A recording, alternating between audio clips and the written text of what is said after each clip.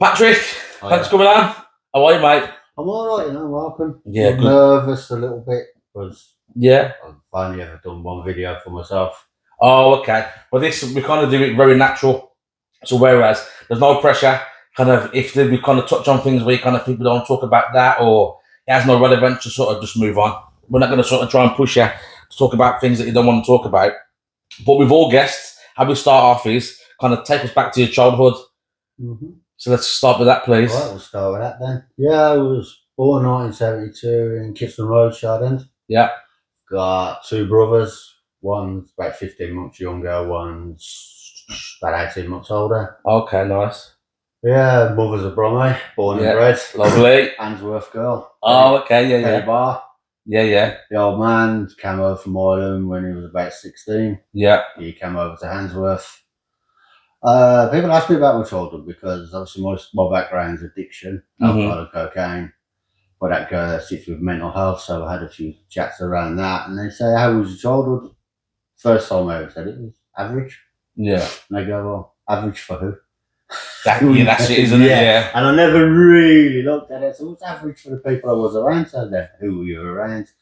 I was brought up by an Irish father, obviously, staunch Catholic, brought to be Catholic. I was mass twice a week, Catholic infant school, Catholic junior school, Catholic senior school, nuns in the senior school for my first year. Oh, okay. Confirmation, Holy Communion, the whole 9 yards. Altar boy, believe it or not. Yeah. Choir boy. Yeah. Believe it or not, I had an angelic little voice. But yeah, so when they say what was it was normal for the places. We were brought to on council estates. Yeah. No one had much. Nobody we knew had much. A lot of the people who brought around were in pubs because my dad, he ran a few pubs. He was the reef gaffer for M&B. All his friends ran pubs. My uncle ran pubs for years. One in, where was it? Handsworth, the Grove. Oh, okay. Donkeys, yeah. Yeah. Nice food place now, Kessie place, it's lovely food. Oh, okay, nice. But yeah, he ran that early 70s, and then he moved up to the Roebuck on the Hockley, by the Hockley flyover. Yeah, I know that. Yeah. That for donkeys years. But that for me, that was my normal upbringing. I was inside a pub, I was pulling points for Irish navvies at 12 years of age. Yeah. That's where you get your learned behaviours from. That's where all the stuff learns. It was nothing too traumatic, nothing too dramatic. Yeah. I was always a shy child. I was bullied at school. Skinny lad. Yeah. Sometimes I give back, sometimes I just take it. But it kind of sets it down. I was bullied a fair bit. Yeah. When I started boxing when I was about 14, found out I got a bit of a right up. Yeah. A lot of bullying stopped. Yeah, I can imagine. It was a bad day for a few people. But yeah, so that came along. So I was a lonely kid though. Yeah. Nobody's fault. And not even my own, because I used to say nobody's fault but my own, but it wasn't my fault. It was just my mind and how my mind worked. Yeah. So yeah, I had the bullying. I went to senior school, really didn't like. Yeah. Really wasn't happy going there. Bigger bullies, isn't it? Yeah. There's a lot more people and bigger bullies. Because kids can be nasty as well, can't they? Horrible. Yeah. And I'd already developed from the bullying from 7 to 11. You don't tell anybody. It's not what you did. It's the age. Yeah. Just kind of I'm not going to go and tell my dad I'm being bullied. Okay, then. Yeah. And he's showing me up now. That's it. Do you know what I mean? So you get all of that. So, around about 11 years of age, my mental health wasn't great then. I wouldn't notice this in them days again because I got used to hiding things from the age of 7 to 11, so you hide all your feelings. You sit, you go out there, you face it, you go back home, you don't. Yeah. But then I would start with drawing a bit. I'd spend hours in the house on my own. I'd play with soldiers on my own for hours and hours and hours. I'd live in my own head. I'd play video games. I was quite happy. Ride a bike for hours on my own. Okay. At the age of 11, 12, 13, 14, I was happier. Yeah. Just on my own, but I developed that probably now I know as a coping mechanism. Yeah. If you're not around people, I can't hurt you. That is so true, isn't it? So true. You kind of sort of control that then, don't you? Yeah, and it is exactly that. It's about control, and that's a lot of alcoholism and drug abuse is about control as well. So it stems from there. Yeah. So when I was 11, it's not an easy thing to talk about. It might not be an easier thing for people that are closely to it, but I did have, from 11, I genuinely had thoughts of don't want to be on the planet. Oh, really? Yeah. Not just gentle thoughts, genuinely had suicidal thoughts. Proper, yeah. I didn't know what to do with them. I didn't know what they were. I had to handle them, but that just poured on to me isolating. And I'd still go out with my pals, but then after a while, I just had enough. I'd go on my bike, disappear. I thought I was going on an adventure from Chardin. They ended up by Tanders at Kingshurst. I thought I'd gone on the other side of the world. Taking left, right, corners, off like go for hours. But yeah, so that kind of shapes the latter parts of my story and the latter parts of my life, which is why I'd like to tell it. And a lot of people I talk to within the addiction services, they kind of the similar things. But nobody talks about it. They all sit in corners. And I heard a quote today. What does it say? What you don't say controls you, and what you don't say owns you, and what you hide controls you. And I heard it this morning. I thought I'm having that for. I'm having that for you. Definitely having. Say that again. What you don't say owns you. And what you hide controls you. I like that. I thought that sums up about a lot. That sums up a lot of my life. I can relate that so much. I do like so much. Because for us growing up as kids, it was a case of we never always had the best stuff growing up, and again, council sort of life, and I literally had nothing, absolutely nothing. But then it was a case of what happens at home. You don't go out with your friends. You don't go out to school. You don't go out to wherever it is you're going and talk about sort of home business. What happens at home stays at home. And then I kind of took that on then as an adult, and then it was a case of everything that happened to me as a child and just life. I kind of held it in, and I got to like my 20s, and I just kind of explode every now and then, going out in the piss with my mates, and I just sort of erupt, and it just doesn't help it, does it? No, it is a learned behaviour, and people don't understand, and why would they? Yeah. There's no book on how to parent for a start anyway. Yeah, absolutely not. And that's, they learn from their parents, who learn from their parents, and we learn from our parents. We've got internet now, there's no internet in them days. Kids, there was no internet sometimes. There was no smartphones either. It did exist. You won't understand those hard times that we had. But they were great. But also, there was no, so you just did your best. So my mother, fantastic woman, absolutely beautiful woman, been beside me no matter what I've done. Were sacrificed an awful lot when we were kids to give us what we could. Because we had this conversation, I'm smirking now. I've heard you lot say you never had anything. And I don't remember that. I thought, no do I. I remember having I grifted the bike, I loved it. Then I remember I had a BMX, I had a racing bike, so it wasn't exactly as hard done boys, but as we might like to think we were. The Spectrum 1 to 8, I love that. That must have broke us here, because that was expensive. Cassette. Do you think now though as well? Let's sort of say back in them days, and when I was a kid as well, we would have lived a bit more simpler. So again, if I had a bike, like you said, you had a bike, you could spend hours and hours on it. Whereas my kids now, they've got in my house, there's an Xbox, there's a PlayStation, there's a Nintendo Switch, there's every TV's got internet, they've got mobile phones and they've got so much to do. Whereas for us, it was a case of got a couple of soldiers, a couple of toys, and a bike, and I'm well away. I'm happy a few little action figures. Everyone's a winner, isn't it? I still have an action man pulling my little villa kits. Lovely, love that. Love that. I might lose you a few followers. But that's it, There'll be a few jokes around that. But so my father, he liked to drink. He wasn't a bad man, wasn't a horrible man, didn't beat me. Scared the life out of me. But actually, your father gets home days, wasn't it? So So as soon as you keep telling kids that, every time father comes home, you're scared of the father. Whether going to do anything or not. And also wait till your father gets home enough times. You believe these. Of course. Again, it's only young minds that we've got. But that was, she had 3 boys with about 5 years in between. She needed the wait till your father gets home. Of course. If she didn't have that, we'd have gone right. So once she'd had enough, that was it. Then you sit down and you'd be begging, you'd be doing the cleaning, you'd be doing the washing. I'll do that for your mum. I'd sit down and shut up. Father will be home soon. I'm like, Mum, but I can do this. I can do anything. Start sucking up then. I can do anything. Anything you want, just don't tell Dad. But like I say, he did like a drink. Just a natural staunch Irish fella. Brought up in pubs, ran pubs. Yeah, but the thing with that, you wouldn't always know what version of your father was coming on. Yes. Like I say, never violent, nothing like that. I think he hit me once in my entire life. Yeah. But the threat of it was, Yeah. was enough. So you didn't know what was coming through the door. So he might have had a good day out. He might have had a bad day out. Someone might have upset him. He might have one too many. You just don't know. Just in a bad mood.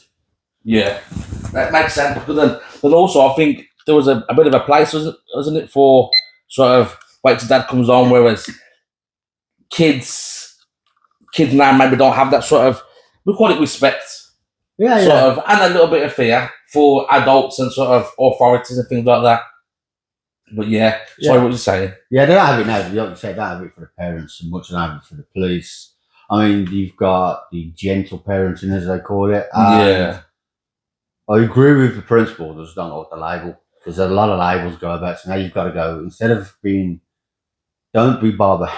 Because there's a lot of barbaric. I know a lot of people growing up around by me had it a lot. Yeah. Lots of when they were scared of the dad, they were scared for a good reason. Get a good hiding. And they would just get a slap, they get a punch. So again, so there's that side of it. But then you've got a level of gentle parenting. They go all the way over to this side. Way too far. Just be a parent. Yeah. Do your best. You get the education you can get around parenting. I'm all for taking it. Yeah. Because I was saying to the other day, they go, well, hey, he's a little bastard. He is. I said, you keep telling him that. So there's going to be one. Yeah. Well, if you keep telling me I'm going to be a little bastard, I might as well be a little bastard. Yeah. Don't swear too much. No, you say what you want, But yeah, that's how it works. If you keep screaming at me, and sometimes for no reason, I might as well play up. I might as well get hung for a sheep as a lamb. So I might as well play up to the character you give me. Yeah. Have you heard of something called the Pygmalion effect? So I deliver one of my courses, kind of like for residential care and stuff like that. And I sort of say the Pygmalion effect is humans naturally sort of want to sort of meet your standards. So if I'm calling you a little bastard, you're going to become a little bastard. You're going to respond to it. Yeah. If I'm calling you the fastest runner or the longest runner, whatever it is, you're going to try and meet that expectation. So we're humans naturally try and meet the expectations set by others, and especially the primary caregiver. There you go. You want that bond from your primary caregiver. Yeah. And that when you don't get that has effects. Or again, we know now. Yeah. Has deeper effects on the rest of your life, doesn't it? Yeah. Because in terms of my line of work and sort of again residential care, we call it like you said, gentle parenting. We call it therapeutic parenting, and I also think there is definitely a place for it, 1,000,000%. Mm-hmm. But again, one, has it gone too far? But two, also, I believe you have to earn or work to get to that level.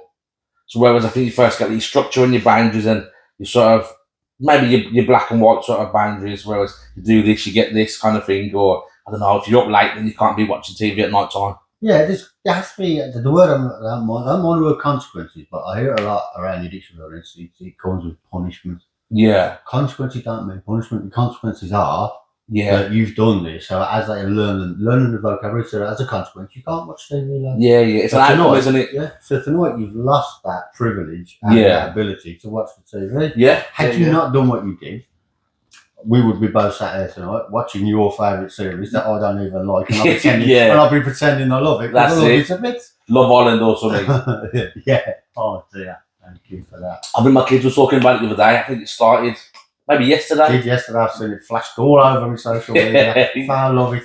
Yeah. But so, growing up then, who was your role model, if you had one?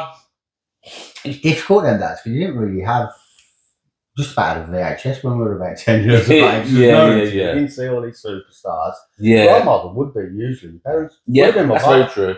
Would have been my father to a certain degree, up to a certain age. Then at certain ages, then we started clashing. Yeah. Which you do. Yeah. Which you can do. But yeah, it would have probably been my father to a degree. Oh, okay, nice. So then what age was it, would you say, you then started sort of, you finding drink and whatnot? Oh, properly, people say 14, then that was sipping little halves and all that. Yeah. Around 16 years of age, that's when I started getting a taste for it. Oh, okay. That's when I really started to like it. Yeah. And I've heard it before in a few places. Even from an early age, I didn't drink like all my friends. Oh, they'd all drink. Yeah. Then they'd stop. I would stop till I was blessed. Yeah. That That came. I know now I've done an awful lot of work on myself. Still got a lot to do, but that came from. It gave me a feeling that I'd never had before. Yeah. Never had the escape from this head, the escape from the suicidal thoughts, the escape from the I'm not good enough feeling. They call it self-pity, self-loathing, but it's an internal loathing. That took it. I was shy then because I was getting anxiety because I was causing it for myself. Yeah. I withdrew a bit, so I was causing myself to be shy. Because a lot of these things they all stem from my own brain. Yeah. We had it to give me confidence. I could girls, could do all the normal stuff that all the lovely stuff that it gives you at the beginning. Yeah. But I'd always take it too far, even to a point, even at 16, to a point where I was just thinking, I can't wait to finish work, go for a drink. Yeah. Some people are, I can't wait to finish work, go to football. Yeah. Football, that's another hour out of the way, anyway. Yeah. Even at 16, I want to go and have a drink. But it did exactly what it said on the tin. Yeah. And it did it for a good 3 years. Oh, okay. Until it didn't. Yeah. And that's when a lot of my trouble started. So again, so when you kind of, where did it come to the point where you kind of sort of thought, oh sugar, this has become more than just a casual thing or a bit of binge drinking of a weekend? Difficult one, that is. It's really difficult because the worst year would have been, the one that tipped me over the edge would have been when I was at 21. Chronologically, I'll struggle a bit with timelines. Yeah. Chronically, I can tell you all the shit that happens. Chronologically, I might struggle a little bit. And it might go back and forth. But it was about 93 to 94, basically. Most of the time left with someone else. Okay. A little bit of a gambling habit. So I don't. It might have been in January, but in the March of that year, then my father died. Yeah. Oh, sugar. About 7 days before my 22nd birthday, and then around about the August, a good friend of mine died in a fight outside the chicken. Oh, okay. So those three things didn't help, and on that night, I should have been out with him. I was waiting for a guy to pay me some money for some work I'd done, and we were supposed to go out in the night. Yeah. And I know a lot of people in the area. These guys are a bit older. The guys he had the scuffle with were also friends of mine. So it's friends against friends, and I still, to this day, if I'd have gone out, that wouldn't have happened. Yeah. I've been told they're all different, but that kind of still haunts me a bit to this day. Yeah, I can imagine. I just compose. Yeah, that's it. Yeah. He's had a drink, or you lot have had a drink, or you lot have just go. Yeah, it's going through your night. Leave it out. Yeah. So, and I think I still to this day, I can't track that. That then was hard. Yeah. On top of my father dying and I watched it movie and him dying, because a good friend of mine at the time. Really close. Me and another guy, Colin, just go everywhere. And then thinking that I could have stopped it and holding that thought, it's difficult. Yeah. And then not talking about it. Yeah, because then it's kind of a case of you're always going to back the movie in with that what if, isn't it? Yeah, what if? Dangerous, really dangerous. Of course, you question yourself. Yeah, no, I can imagine. And I carried that, so I never grieved my father until I come into recovery, which it wasn't until 50. I had times of sobriety in between and times of abstinence, but actual recovery, I never really had that. Yeah. Oh, okay. So how long was you an active addict? On and off. 35 years. Really? It's a long time, isn't it? It is a long time. It was always my go-to because it was my coping mechanism from the age of maybe 14, 15, 16. Yeah. So the way I look at it is where people were building their emotional regulation and building natural coping mechanisms and sitting there with their thoughts and dealing with things that are happening to them at a younger age, which are not traumatic, but they're traumatic at a younger age. Yeah. So they learned to use that. I didn't have to. I just use that. Every time. And then it was cocaine, it was ice, it was whiz, it was disco biscuits, anything fast. Anything that would take me out of myself. Disco biscuits. I don't know that one. Ecstasy. Oh, okay. Oh, yeah. Okay. Disco biscuits. Yeah. Anything that was fast enough. Like marijuana, doctor or none of that. He just sent me out of whitey and put me to sleep. So that was no good to me. I didn't want that kind of. I wasn't want that kind of escape. I didn't want that. Yeah. I wanted just he just took me out myself enough at the time while I was compass mentis. So I still half control what I was doing for most of the night. Yeah. So I was happy doing that. But I didn't develop any coping mechanism, did I? It was all based around. Yeah. And towards the end of the year, I said to people when I coached them and I deliver some recovery groups, don't forget you have to have self-compassion when you come into recovery. You've done a lot of stuff that you're not proud of. You're not happy with, and the guilt and the shame they'll bury you. They'll take you back out there. You have to remember that you were making a lot of your life. You were making life-changing decisions for yourself and others. You didn't have the capability and capacity to tie your own fucking shoelaces. Yeah. Do you know what I mean? Right, isn't it? Remember that. It doesn't justify it, but it does justify it because you got to. Yeah. Nobody wakes up in the morning. Nobody wakes up in the morning thinking, right, today's the day I'm going to be addicted to heroin. Today's the day I want to be addicted to crack. Today's the day I want to be an alcoholic. Today's the day I want to ruin everybody's life around me and my own. Yeah. Nobody wakes up thinking that. That's a gradual thing. And by the time you realise that you're using it for whatever you're using it for, it's got you. Yeah. And once it's got you, it's too late. Yeah. It's way too late. And if addiction was everyone could recover addiction one way and one habit, everybody would. Yeah. Everybody would. So that was around up to about 21. That was the thing for the rest of my life then. On and off, bits of sobriety, prolonged periods. I don't call it sobriety, abstinence, I'd rather call it, because sobriety, abstinence, sobriety, and recovery are totally different. Okay, what's the difference? Abstinence, I've stopped. Just not doing it.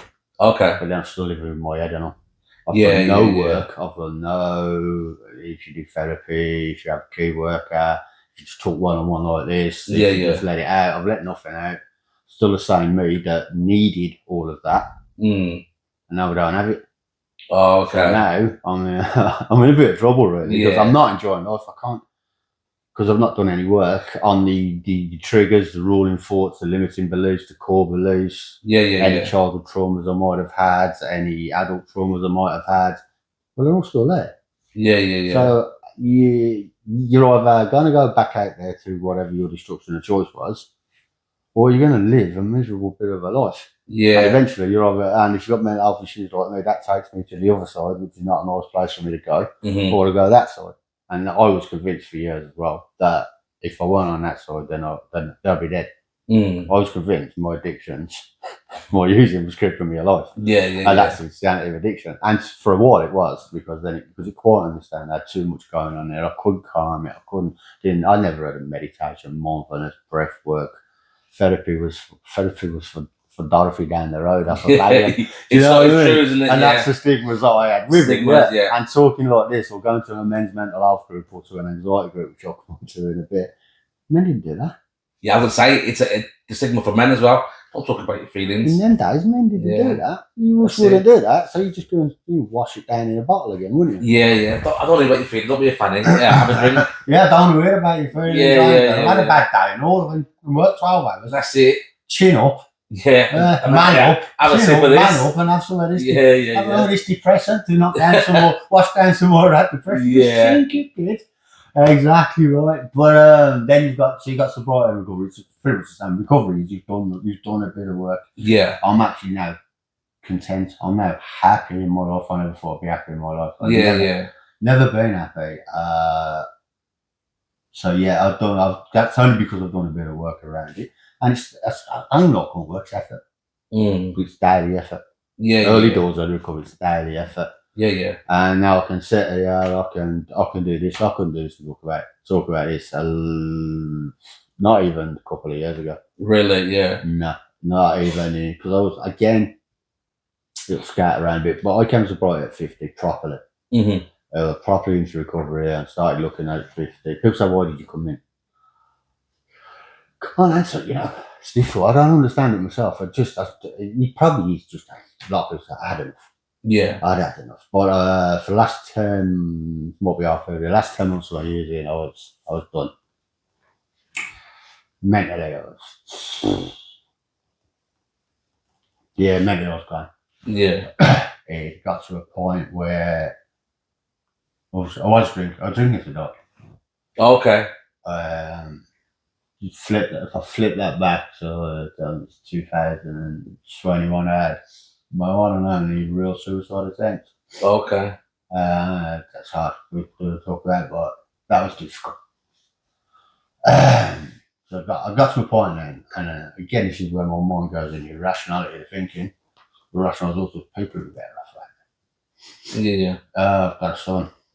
I didn't have the granddaughter at the time, but I had a son, I have a mother, 2 brothers, and a few aunts and cousins knocking around. Well, take it over. Convince yourself. It's hard. It's a hard check. I'll convince myself that don't get over it. Yeah, like you're a bit of a burden. Yeah, kind of. Yeah, Yeah, I don't that like to use that word, but it is. Because somebody's saying cliche, but it's true. You feel a burden. They'd be better off with that. They'll get over me. They've got their own all the time. Yeah. Someone's got his girlfriend there all settled. He's with his mum. He's got everything he needs. My mum. I don't know what I thought about my mum, to be honest. Yeah. You get to a point where you've rationalised it and you don't have those other thoughts. You don't have the thoughts that they're going to miss you. Well, I think because and then I convince myself I'm useless, I'm worthless, I'm a burden. They hardly ever see me anyway because I'm isolating. So they don't really see me, but they're not really going to miss me. All of that madness just comes into my head. So I had that. I was in Northampton at the time. Okay. Done what a lot of addicts do. Moved town. New start, new job. I'm getting laid off where I was and new start, new job. You take your head with you, you prat. Yeah. You take you with you. And all your problems. I'm gonna follow me. All of my problems don't get left on the coach. Yeah. Unfortunately, it doesn't work that way. But I went in there and I think it was about a week later, I locked down it. Okay. So now I'm in a new town with me. Yeah. Yeah. And now I've got no friends because I don't know anyone. Yeah. Nowhere's open. Not allowed to walk the streets. All I'm allowed to do is go to work, come back. It was a COVID job, so it was high on it was quality control. Never really done that before either. That's not stopping doing anything else. But I went in there, it's quality control.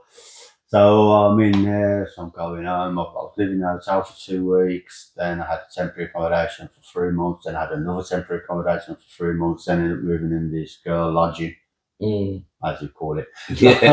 Lodging with this girl.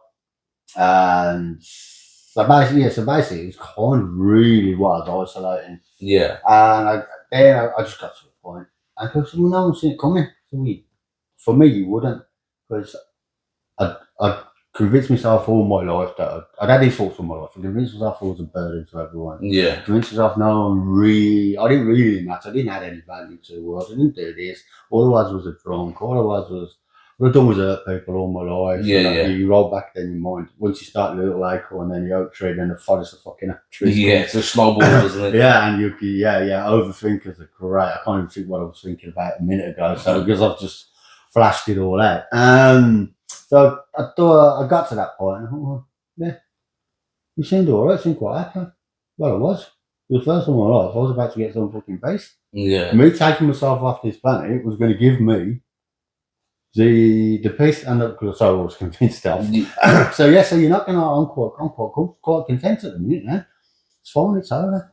Do it in a couple of weeks, it'll be alright. So a couple of things to so that I see that kind of it won't be a shock because I see it coming. How are they going to see that coming? But this is the insanity where my head was. Yeah. How are they going to see that coming? So I grabbed myself some non-prescription meds. I got myself some prescription meds, some over-the-counter meds, a bottle of Gylnn.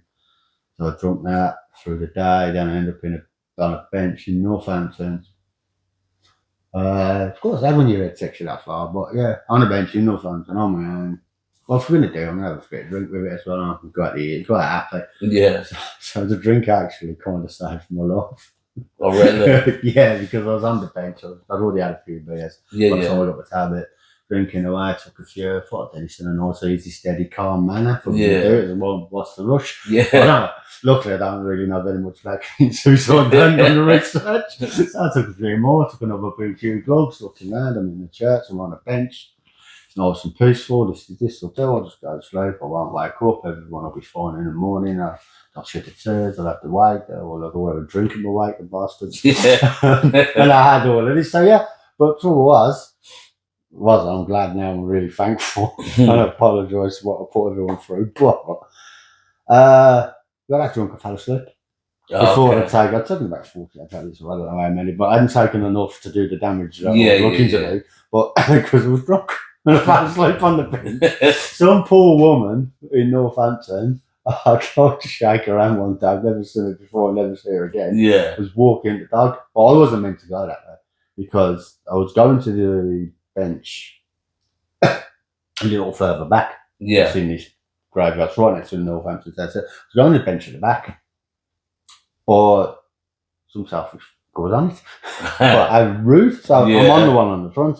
And it's dark when this woman comes past. I don't know what time of day it was, but it was dark. So she's walking the dog. So she says me, if I didn't bench at the back, she probably wouldn't have seen me. So I might have woken up and finished the job. To be honest. But yeah, she called the ambulance, got everything got sorted out. Woke up. That was mad, because I woke up in a room. It was in a hospital, but I don't know if it was one of them. The only thing that weren't on the wall was pads.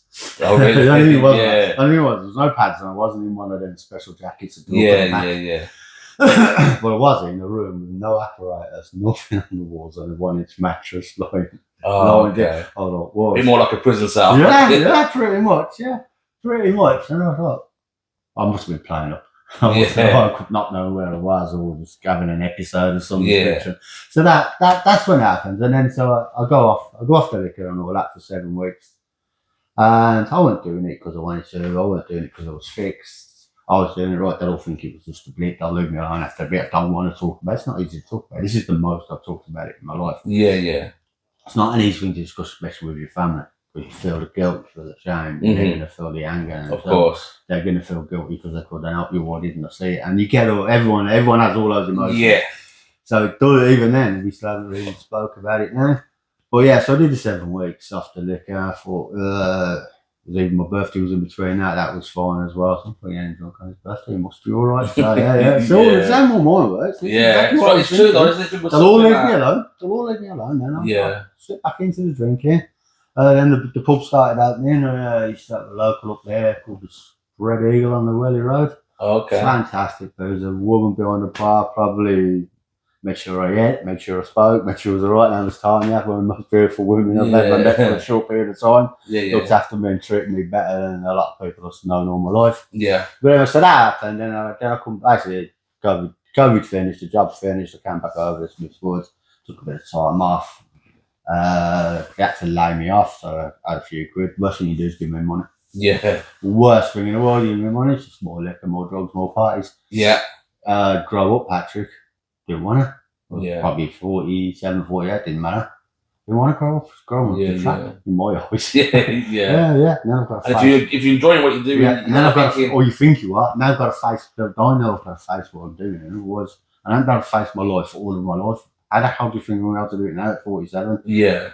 So I've done that. Got myself another job as a quality engineer. It's not be a few people will laugh when they watch this because I'm working with them. Great money, fantastic money, best money I've ever earned in my entire life. Yeah. I have no idea what a quality engineer is. Not a clue. Yeah. Just blind your way in. Yeah. So then I was working for the UK HSA. Okay. United Kingdom Security Association. Oh, okay. COVID was still. That was a COVID one as well. Oh, that's right. We lost the contract in there, so that's why I came back. So that's why they had to lay me off. Yeah. So then, so I told her sometimes you get. No problem. So I get this one with the UK HSA. It was fantastic money. It was 4 on, 4 off. Loving it. I could have probably bought a flat by the time I'd finished with the kind of money I was earning if I wasn't drinking a litre a day and 15 cans a day. Yeah, I was still managing to go to work. I was a high functioning alcoholic. I was a functioning one. I don't know about the high bit. I might have been a bit high. Yeah. But other than that. But so I was doing that. And just paying absolute amounts of money. No wonder this country's broke. So I can see why. But it was a good job. After that, though, I just had more money, right? Probably more money I've had in my life. Definitely more money I've earned in my life. Yeah. I've had money from all life. Yeah. But we'll skip over that for a little bit. That was from credit card checks, MOTs, cover notes, and all sorts. Way before computers, so you could just get away with it. Boy, that was under feeding me a bit. So the last 10 months then, I'd moved again. I had 9 addresses in 3 years. Oh, well, that's a lot, isn't it? Ridiculous. This is when you got a DBS check for SIAS. Yeah. To work in addiction services. Yeah. I was doing this. Finished it, so now I got another one.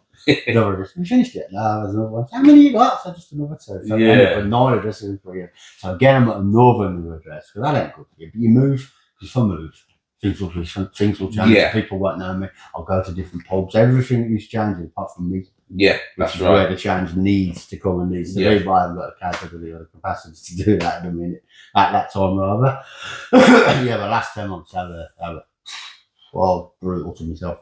Really? Oh, yeah, I think I was doing it second hand ways.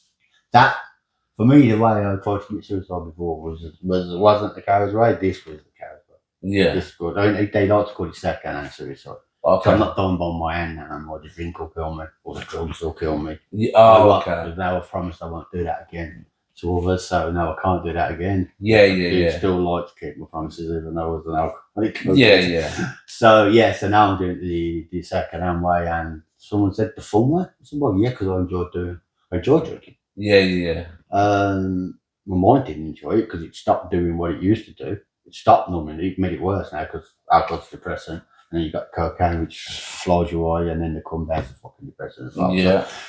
So, I didn't see a way out. My mind had no other way out than just cope with the days by drinking copious amounts. I think I was probably drinking liter and a half a day, 15, 16 cans. Don't know, ball and a half a week of cocaine. Yeah. But got all that money. That's it, yeah. Now, if I'd have come into recovery a year before I did, I'd have had all that money and recovery. Yeah. But then would it have been the right time? Would it have stuck? Would I have been able to stay recovered without having the enticements of all that money there to go party with? Temptation. It wouldn't have happened. Yeah. It would never have happened. And a lot of things are timing. Some people go to higher power in their fellowships, their NAs and AAs. Mm-hmm. It's bloody something. On that church bench, I wasn't meant to die that day. Because if I was, no, that person, the other person would have been on that bench. Yeah. And I would have been on that bench. That person walking the dog in the so piss. True. She walking the dog in the piss down around, if I remember rightly, in the pitch black. They should have decided to take a shorter walk or not to walk the dog or walk the dog 10 minutes later. All of that. Yeah. So I was meant to be, and I was meant to sit here do this today. And spread my message and talk my nonsense. That's exactly why I'm still here today. I believe that so much. I think you're exactly where you're supposed to be. For whatever reason it is, you're meant to be here now. Yeah. I'm meant to be here. What happened on the park bench, that was kind of meant to happen for whatever reason. Yeah. It was meant to happen. Yeah. So I was meant to get that job that I have no idea what it was about. I was meant to get that job. Yeah. I wasn't qualified for it. I took the interview, right. I'd done a week of nights for about, I had eaten on a Friday morning, started the night Sunday, finished on a Thursday. I've got this interview. Living by the Greenwood at the time. My pal come down, he's laughing, he said, what are you doing? I said, next to me, 4 cans of Stella and 4 lines. So I finished work at 6, and this is how my mind works. So the interview's at 9. Well, if I'm going to sleep, I'm not going to wake up. Yeah. I had a bollocks match. You just want another reason to drink. So I've got the coke the night before ready to do. I've got my liquor the night before, so I've already made the decision. Yeah. I know, but I'm trying to rationalise it still, even knowing that I'm raving alcoholic and I've got a drug problem. I'm still trying to rationalise it in my head. It's not the addiction's not quite. It's not a logical path. But yeah, so I've got there, and I've got 4 lines of coke ready, big fat ones, 4 beers sitting there. It's got a shirt on, no bottoms. Yeah. And I yapped the shit. At the end, I haven't got the job. That's it. But I was meant to do that as well. So the last 10 months, they were brutal. I think I've got finally found SIAS, got into SIAS. I think on the supposed to go on the Thursday, did so. Went on a Friday. Got in there. I weren't looking for it. Had a few. I met a guy called Terry.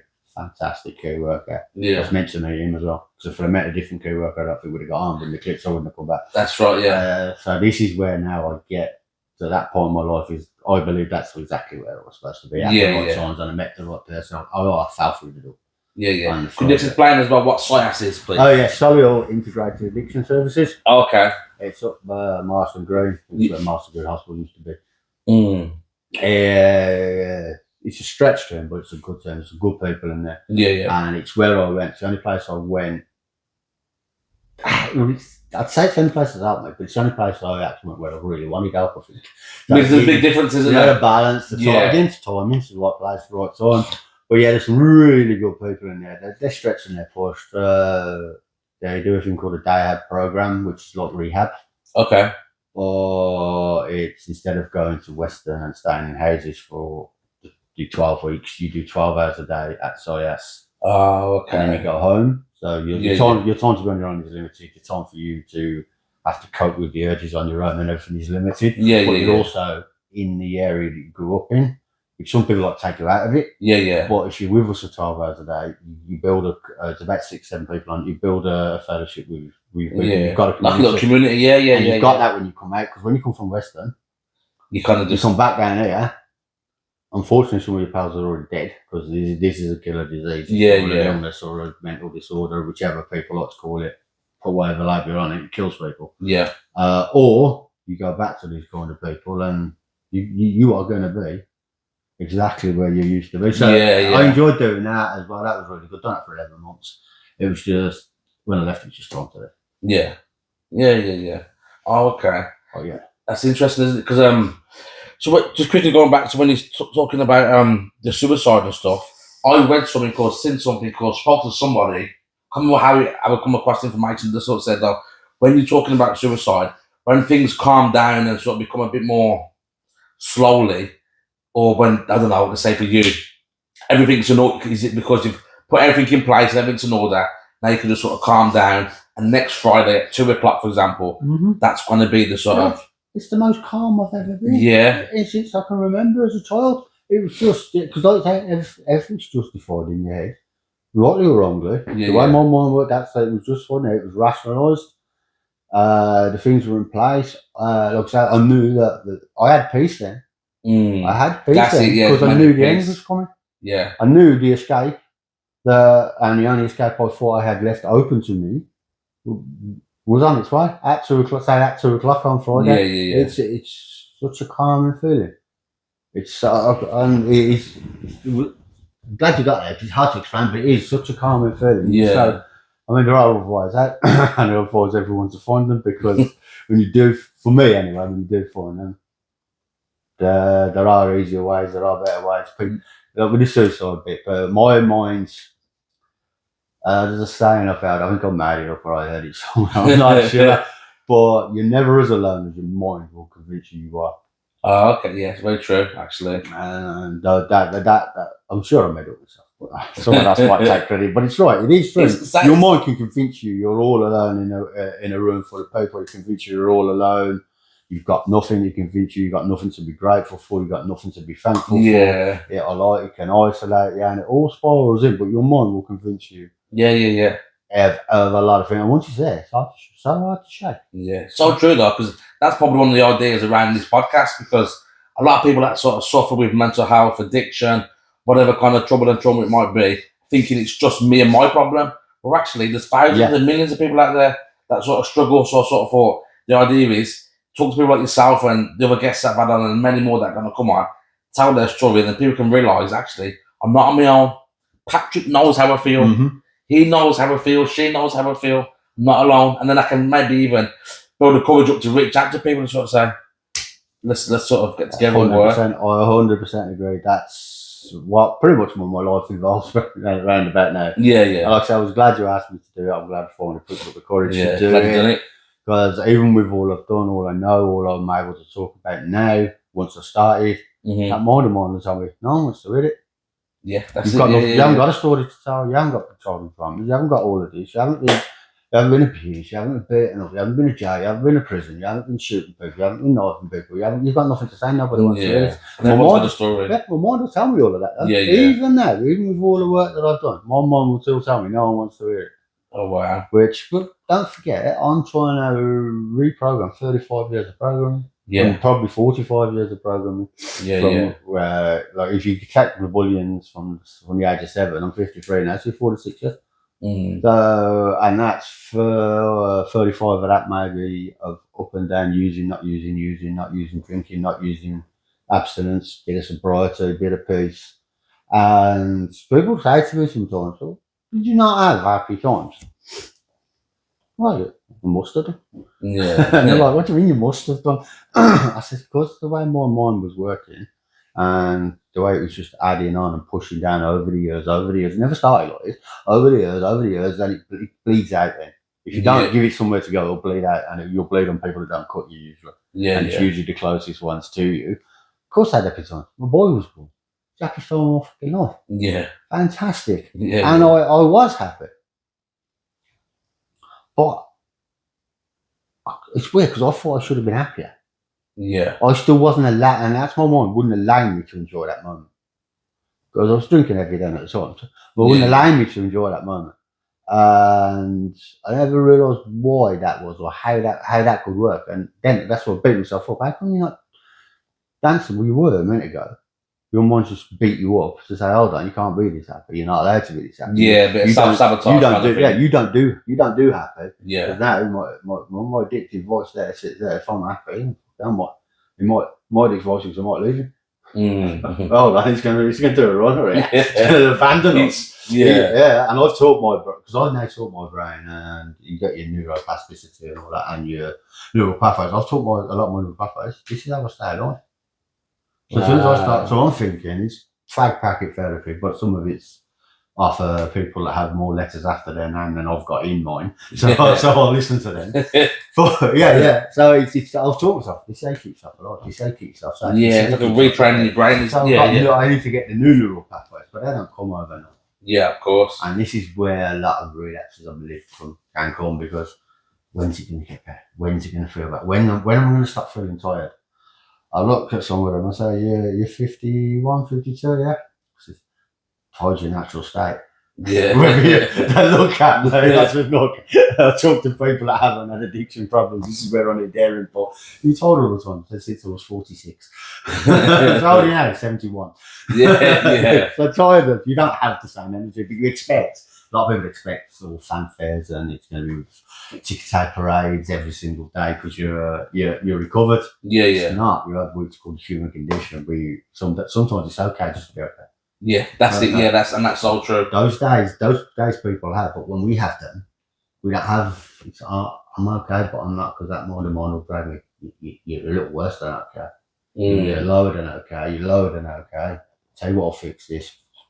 Yeah, and you have to tell it. Yeah. Because like I said, I started running in groups and I loved it. I'd done it 11 months. It was just time to leave. There's no real something for me to move on and do other things. I was running groups. There's one called Smart Recovery. I have to mention it. I love it. Absolutely love it. It's CBT, REBT based, scientific based. You give it all of that, but it's just common sense. Yeah. And I couldn't use that kind of common sense. My brain wouldn't put enough of it together. But basically, it's simple tips, simple tools that you can use in your everyday life, in your everyday little surroundings. There are deeper ones, but most of them that take minutes to learn. Okay. And I couldn't understand. Have I never learned this before? Or how have I learnt this and forgot it? Yeah. Or what it does, it just puts them all in one little package, one little place for you. And I have something called Disarm. And when I did that, it's just automatic now. Part of Disarm is you get an addictive voice, that's why I've named it, and you call it the enemy, you call it whatever you want. Yeah. And early recovery especially, don't have to use it so much now. Disarm, it's called destructive imagery and self-awareness refusal methods. I was like, call it what? Very mouthful, isn't it? I'm a recovering addict and you're calling it what? Yeah. They used to call it, what do you call it? Addictive voice recognition. I said I'll stick with AVR. Yeah.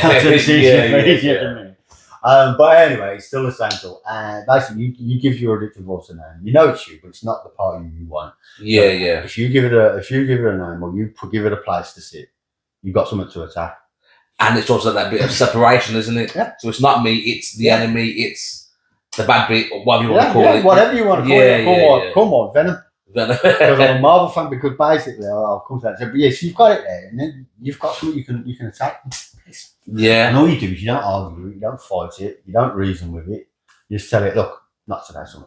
Get a taxi. Get a Uber. But you are taught to tell it. Yeah, as loud as you can. Get some funny looks on the bus and then ask the put let's just keep some bloke like fuck off. It's keeping me close. Yeah. That's it. But yeah, so you call it that. I used to call it then because he worked for me. Some people call it a salesman. Some people call it their ex. Basically, anything because it works for you, isn't it? Anything that works for you, anything that's personal to you, and anything that you would not listen to. So if you wouldn't take advice from it, it's a great thing to call it. So yeah, it sounds taking advice from your ex. A lot of people are. If they've had dodgy divorces, true. That guy tells me to do anything, I'm never going to listen to him. But it worked, and it's silly, but it works, and it was a fantastic tool. So I use that a lot, and I used to do that whenever I wanted. Whenever I come, I do that visual. That's the visual part. Yeah. Piss off. Now I just laugh at it or whatever, and it really does work. So that's one of the routes. And the other one is called the hula hoop. I think that's in one of your questions earlier. Oh, what advice would you give to the young people of hula hoop? And I'm don't forget, I'm a recovering addict. I'm coming in here listening to this. So you're talking about Islam, some guy's voice doing this. Now you want me to, hula hoop? You're mad. You know who I am. Yeah. Big ego and all that. I still know best. Send a word from me. You're nuts. You get paid for this. That's the only reason you're saying it. That's the makes sense. You want drugs, doesn't it? Don't do hula hoop. Do this. Yeah, so I mean, talk to yourself. And I have a little smart recovery. I really like it. A lot of people do the fellowships, and I've about 20, 30 people still alive because of the fellowship. So it just wasn't my route at that time. But so what didn't it work for you? I said, well, it's in a church. They mentioned God. I wasn't ready to listen. I know it's a spiritual program. I know it's not a God thing. And I know all of this, but I'm not ready to hear that. Yeah. Because of time again. I'm more Catholic upbringing. After church twice a week, choir, 3 Catholic schools, altar boy. I'd had my fill of that. So soon as you got to me, wow, you're gonna burn me. So, it's I have lots of at least 30 people, so I have a lot of time for fellowships. Yeah, I have a lot of time for anything in recovery that works for you. So I did the smart one, and someone's doing real work. So what do you do about your thoughts? Oof. So I have an overthinking brain. I can't stop it. Yeah. Slowed a little bit, but against 34 years of overthinking. Yeah. And all that. So now I have to have pink fluffy cloud thoughts. Pink fluffy cloud. Pink fluffy cloud thoughts. Okay. I said, so if I'm going to fill it with something, I'm going to fill it with nice stuff. So when the horrible stuff comes, instead of Tinder it. What do you mean? So that's what I say. I said Tinder it. So you swipe left if you don't like. You swipe left on people you don't like, don't you? Yeah, so I think so. Piss off. Yes, and I said I'll do it. Yeah, especially for mum, man. Swipe left. But there's thought coming. Might be, we'll get apart. I'll kick them. Yeah. You're useless. Yeah, piss off. You're not worth it. Piss off. You're going to relapse. Piss off. You're going to fail. Piss off. Because you're getting a lot more negative thoughts. Because that's how we've trained our brain to think negative. Yeah. Piss off. I could do that all day. Yeah. So I get till I find one. I can. That'll do. Yeah. And I'll focus. That's just a little because I like visual stuff. And it works. It just works for me. They're also like anchors, aren't they? If it's like when you meet someone, it's got you shake their hand, so it's like an anchor to say, "Oh, he's a nice person." But if you swiping left or swiping right, that's an anchor to sort of say, "Yeah, good and bad." And yeah. I like simple things, and it works beautifully for me. Yeah. So pink fluffy clouds. I look at there's the word gratitude, and I used to hate that word. Yeah. And I couldn't understand for years why I hated that word. And you need gratitude, so you have to have gratitude, I believe. Absolutely. It's a big part for you, whether you're an addict, whether you're not an addict, whether you've got mental health issues, whether you're depressed. A lot of that is through a lack of being thankful for what you have, not unhappy for what you don't have. Because some of the stuff couldn't agree more. Some of the stuff you don't have, you might get it, and that could end up really. Yeah. But gratitude, and I think I've got to get over this. I was in one of the smart meetings. I think someone said it. What it used to be, used to come as an attack. Because it all used to come behind the finger. Yeah. You should be grateful. Oh, okay. You should be happy that you've got food on the table. Oh, you should be grateful that I've cooked for you. You should be grateful you've got a roof over your head. You should be. No wonder I hate that. No, sitting down there, you should be grateful. But I just have to swap it out. And the reason I say this because a lot of people can still do the word grateful. Thankful. What are you thankful for? Yeah. Well, I'm thankful for work up this morning. Or appreciation. What do you appreciate? What do you appreciate? Anyway, if that word you don't like, and I read stuff, I'm better with it now. I can Yeah. use it in post. I'm careful to use it because it might trigger others. Yeah, yeah. But I can, now I know why I don't like that word. And now why I've got such an aversion to it, such a cringe reaction to it. I'm okay, but before I couldn't understand it. So before I could understand why, I just used thankful, appreciate, thankful for everything. Yeah. Who say, how you doing today? How's your day today? Well, I woke up, I got socks, boxes, and I didn't wake up on a 1-inch mattress. Yeah. Today's a good day. So that's something to be thankful for. The conditions I've been in. But yeah, so I do think gratitude plays a big part. It really plays a massive part for me. Chops your ego a bit then as well. I don't need, and also now my life's so plain. So and that's it. If it suits you and it's good for you, then be thankful and appreciate that. Because I think you're also right.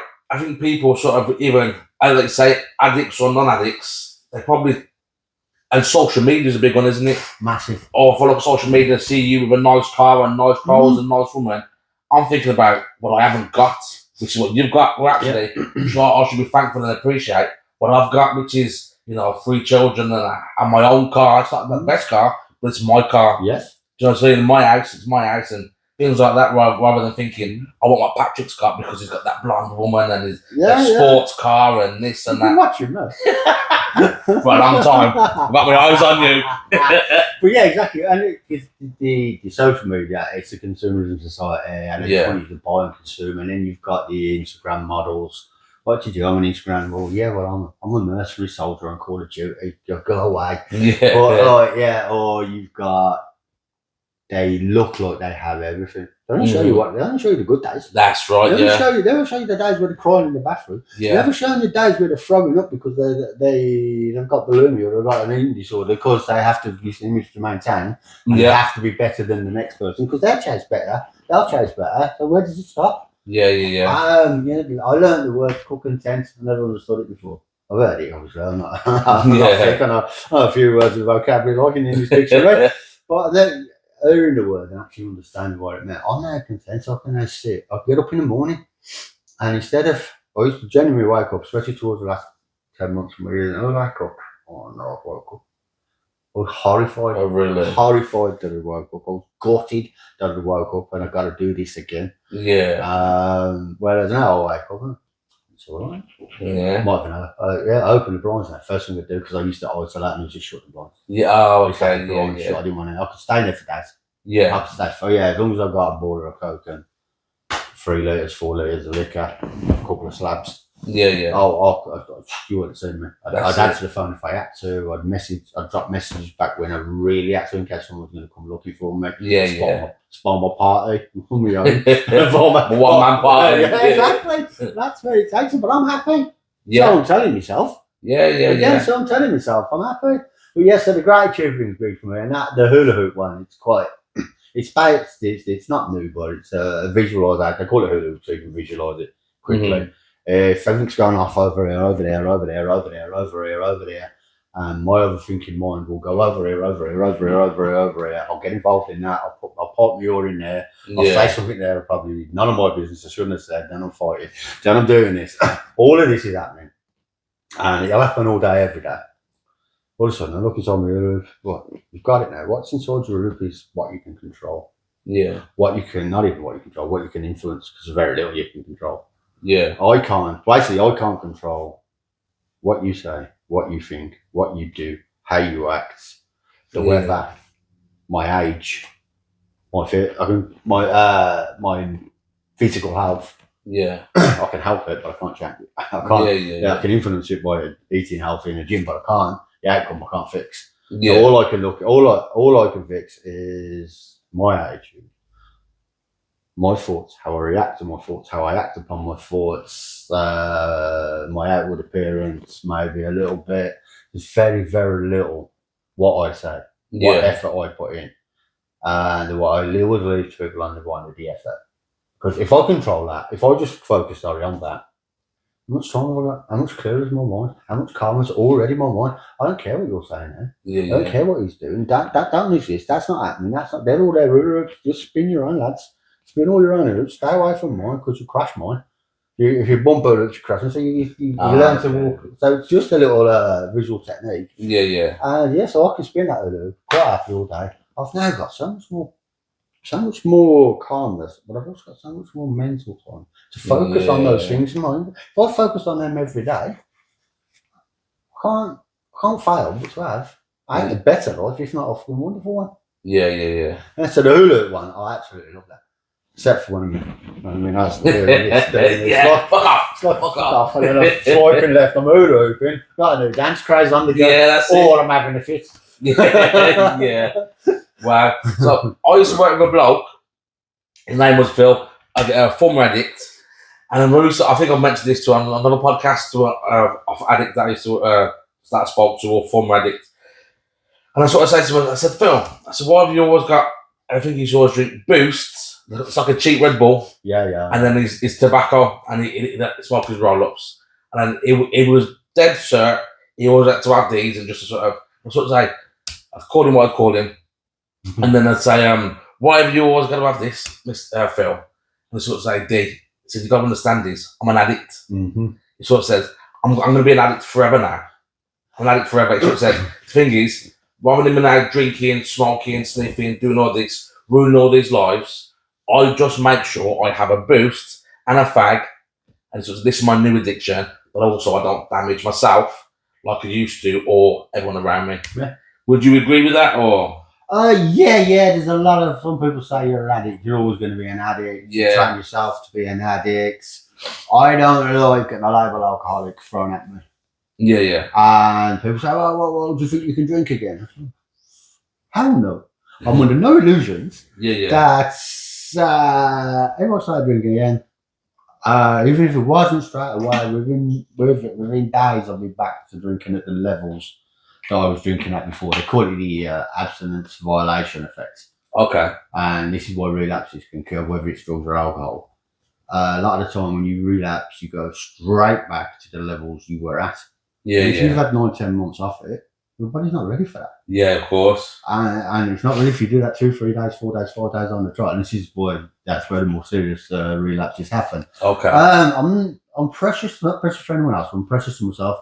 But it's again because I do a lot of the psychology bit, and it's just I know how my mind works. Yeah. For others, it's different, and for if I associate that word alcoholic with all of that shit that went on, all of it, or drug addicts, all of it is associated with that. All of the nice stuff that I've got is associated with stopping that. Yeah. So I don't want that label attached to this new life that I've got in my own head. Others, they can do it if they want. I mean, they're going there, and I can't stop and say sort of my they're going to say what they're going to say. But for me, I don't want to attach that negativity and that thought to this clean, brand new life. Yeah. Okay. And that's kind of like as well. We was on about Gylnn earlier on with one of the guys this morning, and I said, look, I also look back on my Facebook posts. I use them as a journal, so these are my honest posts at the time. This is how I felt at the time. So this, if I was feeling good, usually because I'm feeling good as well. But so when my mind's playing me up, I go back to those, and they're associated with good times. So they're not associated with the alcoholism and the drug addiction. Same as I've got a beautiful granddaughter now, she's 3.5. Absolutely gorgeous. Now, when I want a pure thought that is not tainted by anything I've ever said or anything I've ever done, they're the pictures I go to. That's smart. I think these are simple things. Simple but effective. But there's no tarnish on. She's never seen me using. She's never seen me drink. All she's seen is dopey granddad swinging around by her legs. Yeah. Sorry. That's all she's ever seen. Cranky granddad. But cranky granddad in a good way. But also, I've not done any damage. I've done damage to my sons. I've done damage to my relationships. I've done damage to the mother of my child. Don't have many regrets, but that's one. To be fair, that is one because I don't know how to set love, but she showed me nothing but love, nothing but kindness. She had 2 kids already. They accepted me straight away. They showed me nothing but love, nothing but kindness, and I just have the capability of capacity to take it. Because regrets and shame, guilt, and all that, they're dangerous for most people. They're really dangerous for addicts and recovering addicts. Yeah. recovered addicts to carry. So I try not to have more, but that's one I'll carry. That's one I'll own. That's one I have to own because basically, it was fantastic. She deserves a shout out on the video if I'm talking about everything else. People that actually did try and show you proper love. Yeah. The second relationship, she tried the same, but like again, I had some sobriety when I was with her, only because she'd have killed me if I didn't. Which is good, I'm not knocking it. But then I had resentment. That relationship finished because I had resentment. Yeah. Because she stopped me drinking. Okay. And when I wasn't drinking, she wouldn't see it, and no one else said, "Oh, I got so depressed." Yeah. To a point where I was like, "See, we've just got to do it." But then I wasn't taking it out. I wasn't taking it anywhere, and I wasn't taking it out myself. I was taking it on her. It's your fault because you're the reason I can't drink. Because when I drink, when I drink, when I sniff, I'm happy. Because at the minute I'm miserable. That made me, So that and you're stopping me doing what I love. That's exactly right. So unfortunately, and a lot of people closest to you, the ones that will get it. Yeah, because you saying that, it made me sort of. You literally sort of kind of. It's like you shot me with a gun that took me, or like a time machine that took me back about 30 years or something. Because then, growing up as a kid, my mum was an alcoholic, and then I'd seen her probably get with shots, one or two maybe, probably half decent men. But then one did you ruin them? yeah, fair enough. But then two, I sort of think, like what you were saying, and in terms of maybe for her, relationships sort of broke down or didn't become whatever they could have been because the other person wasn't accepting of, let's say, you or my mum. But then I don't know. That just. You kind of just took me, wow, that's quite interesting, that is. But at the same time, yeah. Because again, as a kid for me growing up, probably up until my 20s, until she died, or early 20s, I used to fear I'm going to get a phone call, Dad, your mum's passed away, or she's died. Yeah. And then she got me with somebody, and I thought in my head, I think she's alive because of him. Because again, she would stop drinking for him. But there's loads of other bits to that. But unfortunately, that doesn't know how it works. Yeah, but that was what was in my head. I spoke to a guy yesterday. He said, "I was up in boots of cars." He said, "That never stopped me drinking, never stopped me using."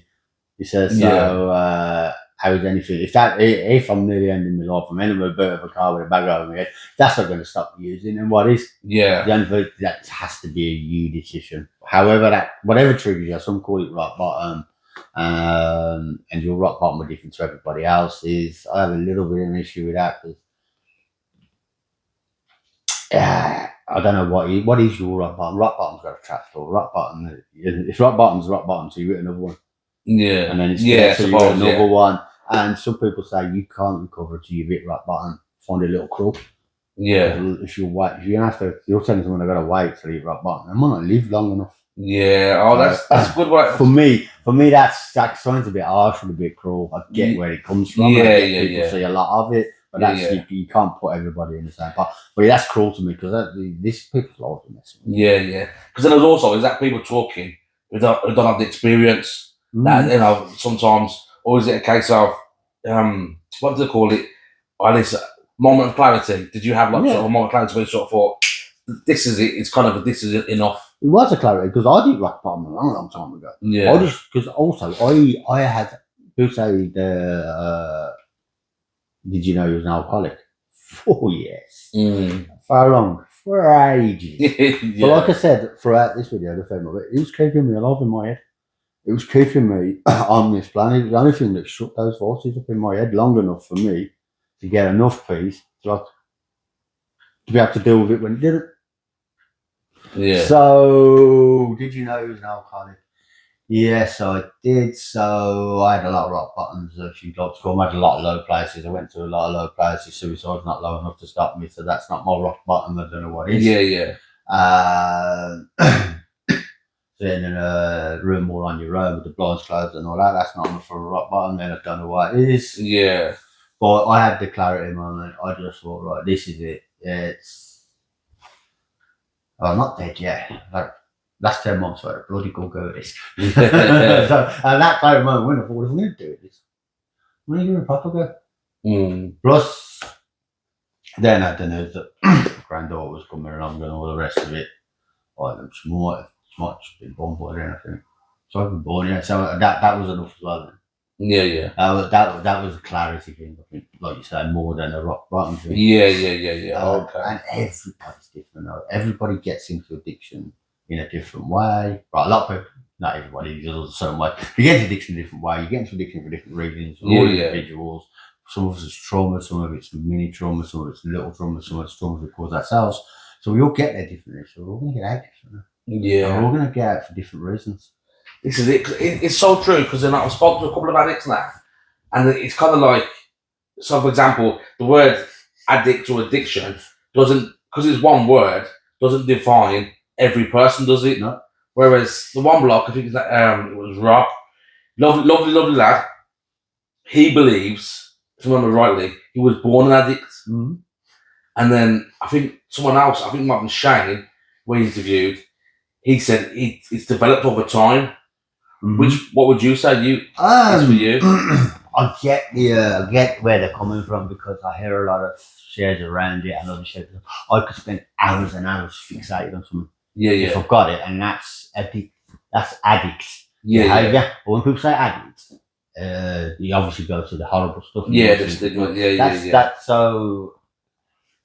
If am I an addict for birth? I don't know. Was I born an addict? Probably not. Did I develop into an addict? Because if I was born an addict, why am I not addicted to everything that takes me out of the way? Why am I not taking every single drug out there? Is it because maybe you have your single things? Why is it that I could manage without the cocaine, but I could never manage without the alcohol? Because that was the addiction, the alcohol, rather than the cocaine, maybe. But was I born to be addicted to alcohol then? I don't see this. This you can we can spin this around. I have this conversation sometimes, and some people say, "Is it a disease? Is it an illness? Is it a disorder? Is it maladaptive practices?" Yeah. It might be all of them, but I try not to get too long into that, because while we're all arguing over this, people are fucking dying, mate. Yeah. While you're arguing over what it's called, people dying. Yeah. So let's just get not too fixed on why. Let's get fixed on. Yeah. Let's get fixed on fixing. Yeah. So true. Yeah, it's just interesting because it's, again, I think I got a massive interest in people, but then how kind of some people that again wouldn't they just sort of think, oh, is an addict or she's an addict, they've got to be like this. But it's not always the case, is it? Or no, they must have got out this way or got in this way. But it's not at all. And there's a thing in addiction that keeps people away from recovery as well. It's a comparison thing. Yeah. When I go and hear some of the stories I hear, and I'm like, well, I've got no right to be here. Yeah. I've got no reason to have been an addict, and there's no comparison, no league table for trauma. There's no league table for the reasons to getting into addiction. And anyone that's had harder times than me or tougher times than me, because they're true to me. Mine was built up over time, bit by bit, and it ends up as big as anybody else's, I suppose. At the end of the day, after 35 years, 40 years of doing it. But yeah, it doesn't matter. It's true to you. Whatever's traumatic to you is traumatic to you. Yeah. Whatever, some of us have emotional resilience of a certain degree, some of us have less. Some of us have emotional regulation to a certain degree, some of us have less. And some of us are physically bigger than others. Some of them can lift more weights in the gym. Some people are better at football than me. There's no comparison. Yeah, of course. It's just your experience, isn't it? But it can keep people away. And so you have to be a bit careful. You have to be a bit careful with that, and that's why you're born an addict. No, well, I don't care if you're born an addict. I care that you're no longer one. I care that you listen to me, or you listen to you, or you listen to someone, or something clicks. I care that you come out of addiction and be the authentic person that you were supposed to be, because I know some lovely people in recovery. Yeah. They won't let me call them recovered. That's fine, because that's their gig. Yeah. I know some beautiful people in recovery. Yeah. Don't meet many complete arseholes in recovery. There might be when we use it. Once we recover, just the things they give back, the things they can go on and do, the love they show people. Strangers, complete and utter strangers, never known them. Within an instant, they're giving them their phone number. Is that, do you reckon, does that come back down to then the thankfulness and appreciation? Yes. I think that makes sense, you should be thankful and gratitude. The gratitude that you You giving back to someone else shows the gratitude that you have. Yeah. And there is nothing better after you feel you've taken a lot out of society, a lot of communities, a lot out of people. Yeah. So that there's a healing thing in giving back as well, I suppose, isn't it? Yeah. And when I've given something, it's hard to be completely altruistic because our minds aren't built that way. Yeah. You have to get something, but I'll get something. But I'm not getting anything monetary value out of this. I'm not getting any highs out of it from the drugs or anything. But what I give to people, what I do for people, when I do it, if I can, if I help them, it comes from there. Yeah, yeah. And there's a difference in that. There's a massive difference in the reward you get for doing that. So that, and also we know what it's like. We know it's painful. This life is painful. Yeah. People don't get it that haven't had an addiction, and I don't blame them. And I don't want them to get it because the only way they'll get it is to have an addiction, and I wish that on nobody. Yeah, but makes total sense. It's like the depression thing before. Man up, it can't be that bad. Other people have got it worse. Yeah, there are worse things you can say to anyone that's depressed. Yeah, but I understand why people don't get it because I'm so happy for you that you're tougher than me. I'm so happy for you that you're mentally stronger than me. I'm so happy for you that you've been able to deal with whatever's happened in your life in a far better way than me. And I'm genuinely happy for you. Yeah. Do not come at me telling me man up. Do not come at me telling me things could be worse. Don't come back from telling me you're not interested. You know, don't talk to me. But you know what I mean? But no, it's difficult for people that haven't had it to understand.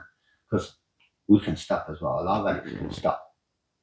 And then they relapse. But hold on, no. If you can stop for too much, you can stop forever, man. Yeah. Doesn't work that way. If it worked that way, you wouldn't have addicts. Yeah. So it doesn't. So and I couldn't understand it. If I can't understand why if I can stop for 2 months, I can't stay stop forever. Yeah. My mind will go back and tell me, right, you've done too much. You'll be different this time. That's what your mind tells you. Yeah. Your mind tells you you'll be fine this time. You've cracked it this time. For 2 months, you look how clean you are, look how happy you are, look how skip you are. You can go and do what you can go and drink like normal people. Yeah. Or you can go and sniff like normal people. What do you mean normal people sniff? Like normal people around me sniff. Yeah. That's your norm, isn't it? Yeah. Or you can use drugs like normal people. Or you can do this like normal people. And I think the other thing with it as well, when you come back, when you come into recovery, you gotta limit the access those kind of people have to because they're negative towards you. Yeah. And the influence and whatnot. It's not their problem. They don't have to worry about you. I'm not their problem, am I? Mm-hmm. But they love to put their to benefit. Because there's another thing as well around the circle of friends you have. And it's one of I do the disarm, I do the hula, and I do the circle of friends. And I do something called power of the pause, which I like to spout about. But your circle of friends is just be careful. Yeah. Careful who's in your best friends. There's 3 signs around it. One is show me your circle, I'll show you your future. Yeah. If you've got 5 successful friends, chances are you'll be the 6th. Yes. And the other one is it's the 5 again. You'll be the average. You'll be the minimum, at least the average of your 5 closest friends, and they're all true. Show me your circle, I will show you your future. Because my circle is full of people, exactly, because people around me are sniffing coke, because that's what normal people do. 80% of people sniff coke. No, they don't, Patrick. 80% of people you're around sniff coke. 80% of people in slightly different upbringings and slightly different settings don't sniff coke. Yeah. But yeah, so that's the big one I like. We've got your circle of friends, and for me, the biggest gift I've got is I can pause. No reaction is a reaction. Yeah. Pause, the power of the pause for me. I've got pause, I've got peace, and I've got purpose. They're the only 3 P's, and I've got Princess Patrick. Yeah. It's the first time I've mentioned that. So that's still call me Princess. Yeah. There's no reason. But so I'd have to get that in case they watch it. But those are the 3 P's for me. The pause is the one. The pause. I could never pause. The pause stops that voice. Gives me a chance to tell it to fuck off. The pause give me a chance to hold that thought, give me a chance to move it off. The pause give me the chance to use my hula hoop. So the first thing I taught myself was to pause. That's really good. That is because if I can't pause, everything I do was reactionary. Everything was reactionary. So I went down from reacting to responding to just whatever. Yeah. As long as you haven't killed me, dog. Yeah. I don't think too bad. Like, if you're giving it this, okay, come on. Sometimes I feel sorry for people on it. And it's not arrogance. It's just some people treat people really bad. How much pain are you in? Yeah, that's empathy, isn't it? How much pain must you be in Yeah. They push me to the limit sometimes. There was one not so long ago. But they push, but she's in pain. Yeah. You must, to be that horrible to people, you must be in pain. Yeah, There's absolutely. something not right for you in there. Yeah. And I hope you find it. Yeah. Because you kind of somewhat jump back in the middle. Whether you like him, you hate him, you love him, whatever it is. I listened to a podcast with Andrew Tate, and he was talking about sort of mindset and sort of depression and things like that. He said he doesn't believe in depression, which is a whole different thing. Mm-hmm. But then just some mindset thing he's talking about, he sort of says, I have a happiness scale, which is 1 to 10. He sort of said 10 being I'm happy and I'm on top of the world, everything else, and 1 being I'm not the happiest, but I'm just.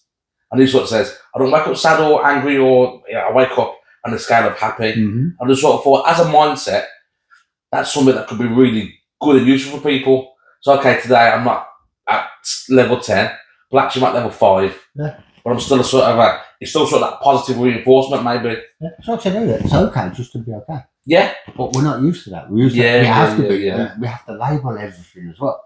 Yeah.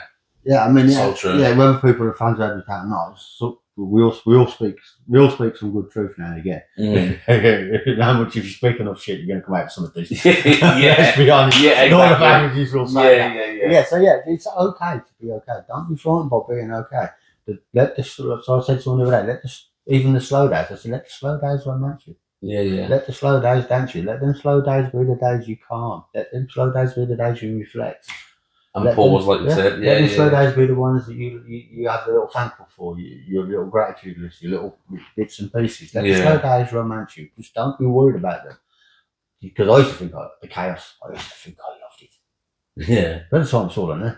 Yeah. And I'm scared to stop it. Because I know if I stop the chaos, I stop the drink, and I was back in my own thoughts. Yeah. I used to think I was chaos. I needed the chaos. Do you know how? Yeah. Oh, God, what? People say, don't you regret all of this? I says, can't regret, mate. I says, I'm not allowed to regret. I said, I think it's a shame. I think it's a shame that I'm not where I am now. 30 years ago, 40 years, and it is a shame. I don't regret where I am now. That's it. Okay. You've got to have acceptance for that. Yeah. Would I know what I know now? Would I be doing what I'm doing now? Like you said earlier, are you where you're supposed to be? Would I be would I be able to give the advice to people I can give? Would I be able to give the signposting I can give? Would I be able to tell a story? Another story to tell. Yeah. And people say, well, you might have had a great one. Yeah, but I might have had another shit one. I might have gone down a different path. I might have gone down a darker path. Might not have found the alcohol and the drugs, and I might have stayed depressed and suicidal all my life. How the hell do I know? So I have acceptance. I am where I am. Yeah. Fortunately, it's easy to have acceptance when you're happy and content, but that comes with acceptance. Yeah, of course. All these things fit together. Just put the little efforts in every day. Yeah. To be honest, Patrick, I think I've really enjoyed this conversation, and I think there might be only if you wanted to, there's another podcast in there, I think more about your journey of recovery, to be honest. But if I can just chuck a few questions at you, sort of in terms of like what I call the quick fire questions, and we'll start wrapping up. What has life taught you? Goes on, mate. Yeah. With or without you, you can't control it. There you go. Nice. Because I had lots of control. Never had any. Yeah. You're losing with that. Yeah. Best advice you have been given? I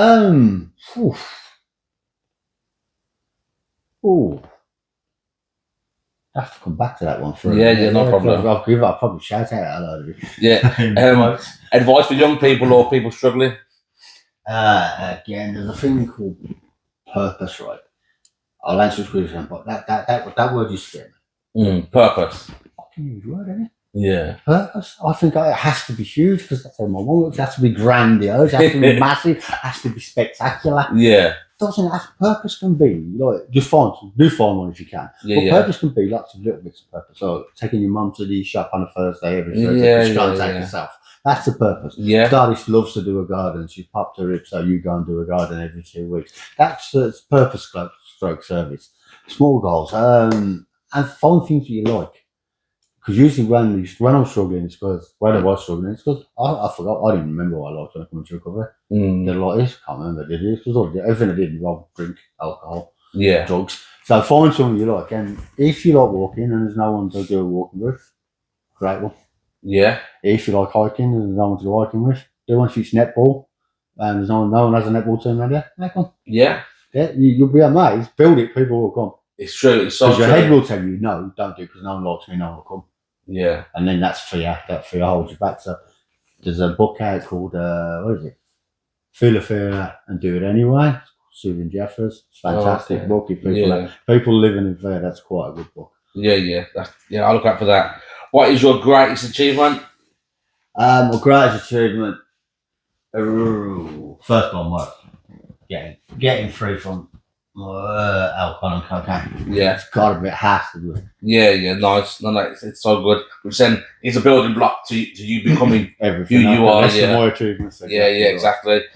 You're quite into these from the conversation that we've had, and I love the things that's anyway. What's your favourite quote or saying?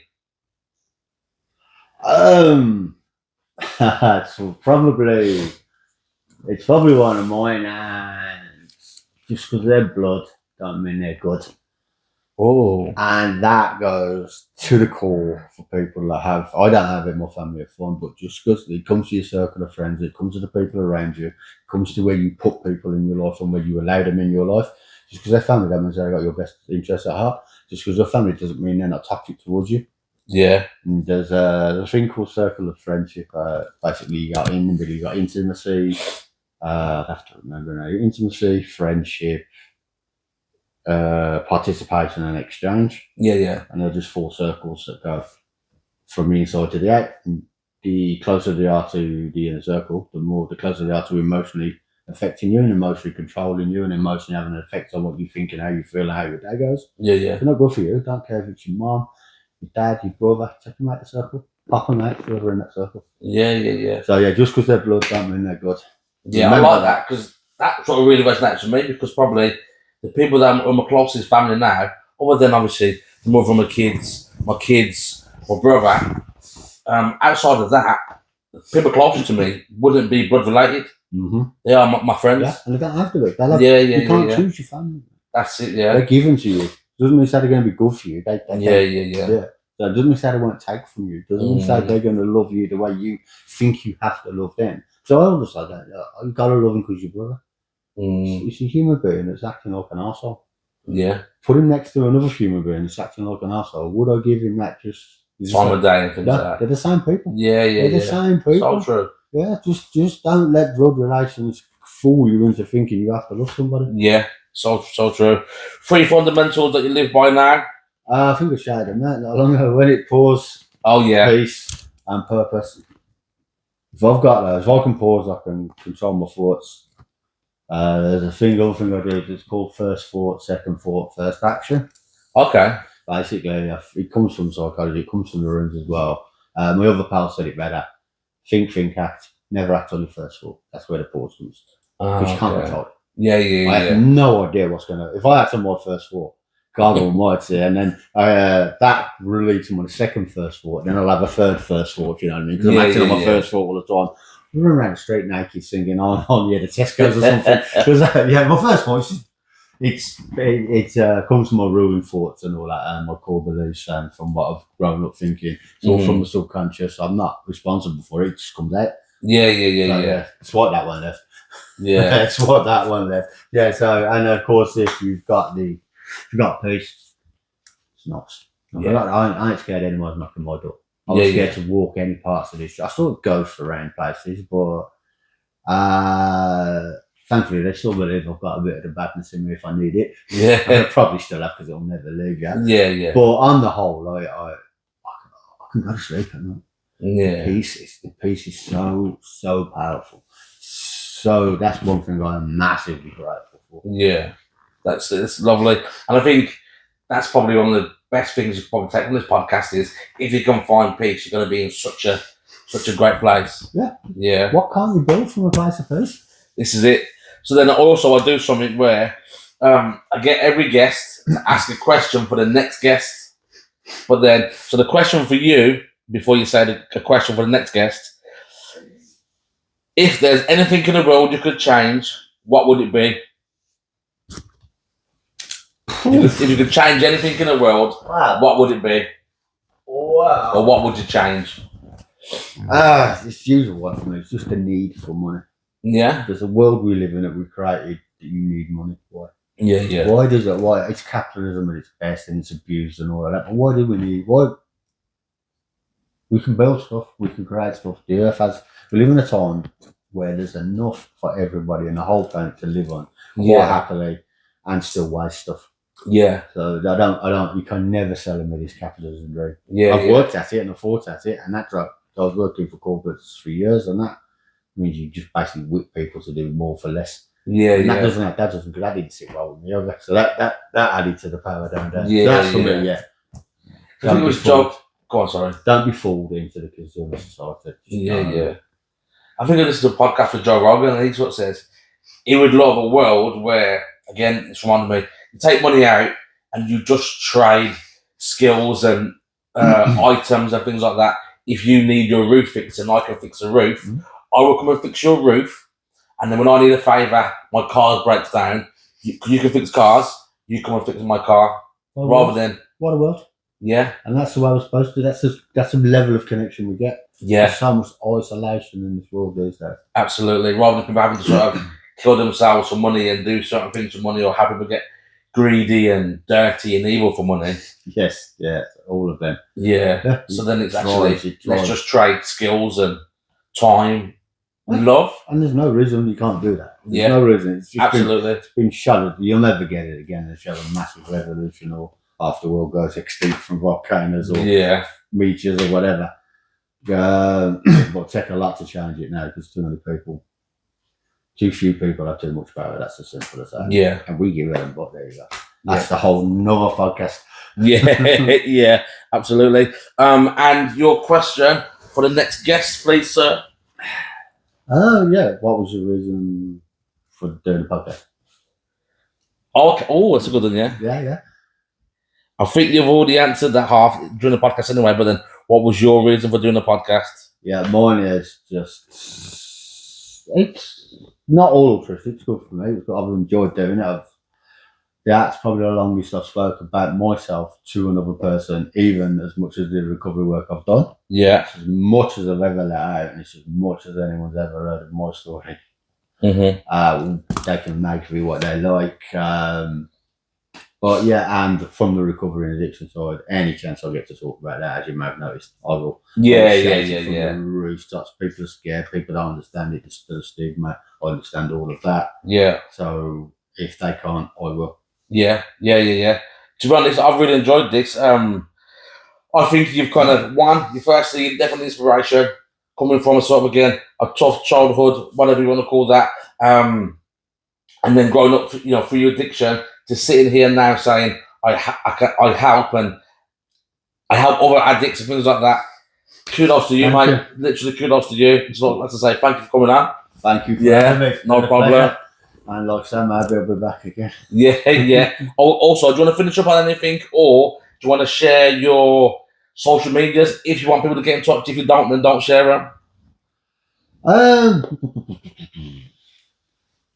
I've got, funny enough, with the guest you're interviewing tomorrow. Yes. I have a Facebook page with her. We've not long started. It's about 3 weeks. Yeah. And we haven't done it as a group because then everyone can post on it and you have to marshal it and you get... Oh, okay. So it's done as a page. But all it is to do is to celebrate.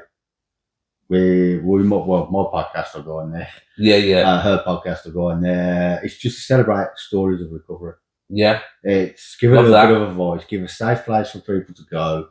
Safe place for people to talk. It's a little bit of fun here and there. It's a little bit of signposting from myself, a little bit of signposting from Chanel.